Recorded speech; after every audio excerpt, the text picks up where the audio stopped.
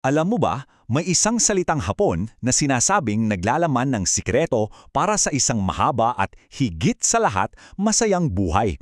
Isang konsepto na sobrang powerful na nagbibigay daan sa mga tao na mabuhay ng may sigla at may purpose. Tara, alamin natin kung ano to. Napaisip ka na ba kung paano nangyayari to? Kasi habang marami sa atin ang medyo takot sa pagtanda, may mga lugar sa mundo kung saan yung pag-abot ng 100 years old ay hindi lang basta posible, normal pa nga. At yung sagot, mukhang mahahanap natin sa isang isla sa Japan, ang Okinawa. Kilala to bilang isa sa mga blue zones ng mundo. Mga special na lugar kung saan yung mga tao hindi lang basta tumatanda, kundi nabubuhay sila ng mas malusog at mas masaya. So para lang magka-idea kayo kung gaano to kadami sa bawat 100,000 na tao sa Okinawa, halos 25 sa kanila ay centenarian. Grabe, di ba? Sobrang layo niyan sa average ng buong mundo. Talagang kahanga-hanga. Gayon baka iniisip mo, dahil yan sa healthy na pagkain nila o sa ganda ng klima? Well, oo, importante yun for sure. Pero may mas malalim pa palang dahilan. Isang buong filosofiya na siyang nagiging guide ng buong buhay nila. Okay, so punta na tayo sa unang bahagi, isang mahiwagang salita. Dito natin bubuksan yung konsepto na nasa puso ng lahat ng to. Ito na nga, yung salitang ikigai. Ang simple lang ng ibig sabihin nito pero sobrang lalim. Ito ang dahilan mo para bumangon sa umaga. Ito yung nagbibigay sa iyo ng purpose, yung nagpapasabik sa iyong harapin ang bawat araw. Para sa mga taga-Okinawa, ang pagkakaroon ng ikigai ay kasing halaga ng paghinga. Ngayon, sa ikalawang bahagi, ang iyong dahilan ng pagkatao. Sige, paano naman natin mahahanap yung sarili nating ikigai? Himay natin yung mga parts nito. Kasi, hindi to basta-basta lang nakikita eh. Kailangan mo talaga siyang i-discover. So, itong paghahanap ng ikigai, umiikot yan sa 4 na malalaking tanong. Let's start with 2 combinations. Una, kapag pinagsama mo kung ano ang mahal mo at ano ang kailangan ng mundo, boom! Diyan nabubuo ang misyon mo. Tapos, kapag nagtagpo naman yung kung saan ka magaling at saan ka pwedeng bayaran, well, yan naman ang propesyon mo. Okay, tingnan natin yung isa pang side. Kung yung kailangan ng mundo ay kumonekta sa kung saan ka pwedeng bayaran, ang tawag naman diyan ay bokasyon. So ito yung trabaho na may ambag sa lipunan at the same time nagbibigay sa'yo ng kabuhayan. At yung huling external connection, kung saan nag-meet yung mahal mo at yung kung saan ka magaling. Diyan pumapasok yung pasyong mo. Ito yung mga bagay na ginagawa mo na sobrang saya mo lang, kahit walang bayad. Marami sa atin diyan lang umiikot sa isa sa mga to. Mayaman nga, pero hindi naman masaya o kaya naman puro pasyon pero walang kita. Pero yung tunay na magic, nasa gitna.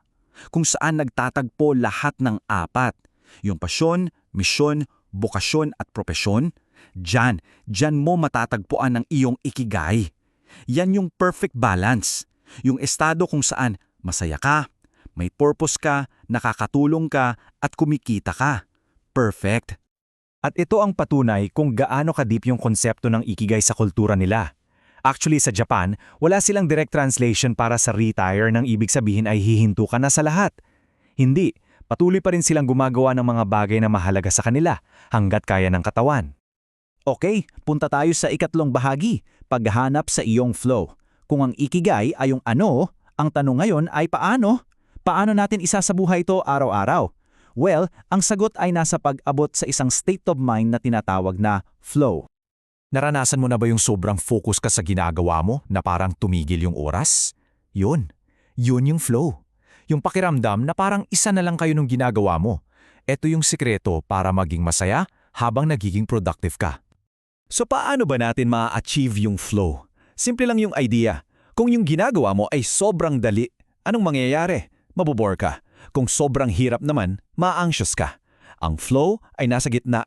Yung task na challenging enough para magamit mo yung skills mo pero hindi naman imposible. At alam mo ba, isa sa pinakamalaking kalaban ng flow ngayon ay yung multitasking. Akala kasi natin, ang galing natin pag sabay-sabay yung ginagawa. Pero ang totoo, bumababa yung efficiency natin at nakaka-stress pa. Ang susi talaga, focus lang sa isang gawain at a time.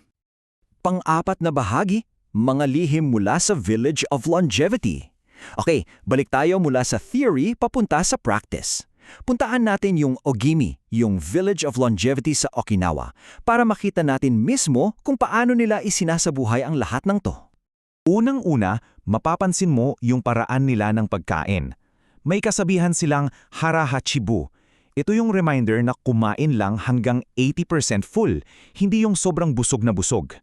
Itong simpleng practice na to, binabawasan niya yung stress sa katawan natin. Isa yan sa mga susi. At higit pa sa pagkain, ang pundasyon talaga nila ay yung komunidad.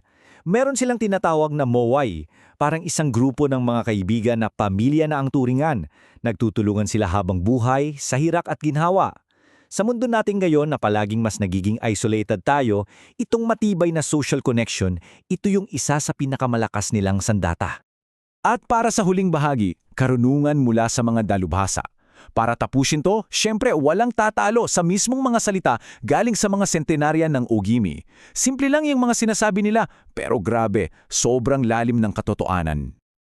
Unang aral, huwag masyadong mag-alala. Yung pagiging positive at open sa ibang tao, yan yung nagpapanatiling bata sa espiritu natin kahit ano pa yung edad natin sa kalendaryo.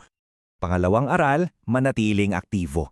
Hindi lang yung exercise ha, pati yung mga hobby na ginagamitan ng kamay tulad ng paghahalaman o crafts, yan daw yung nagpapanatiling matalas sa ating isipan.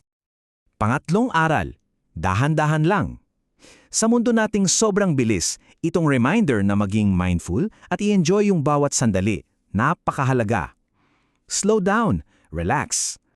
At ang panghuli, at siguro yung pinakasimple sa lahat, tumawa. Yung kapangyarihan ng pagtawa. Ang pagiging masayahin at pag-ahanap ng joy sa mga maliliit na bagay, yan ang pinakamalakas na gamot. So ayun, ang Ikigai, hindi siya isang finish line eh. Isa siyang paglalakbay para mas makilala mo yung sarili mo. At ang maganda dito, nasa loob na natin siya, naghihintay lang na hanapin. Kaya ang tanong ngayon ay para sa'yo. Anong unang hakbang na gagawin mo para simulan ang paghahanap na yan?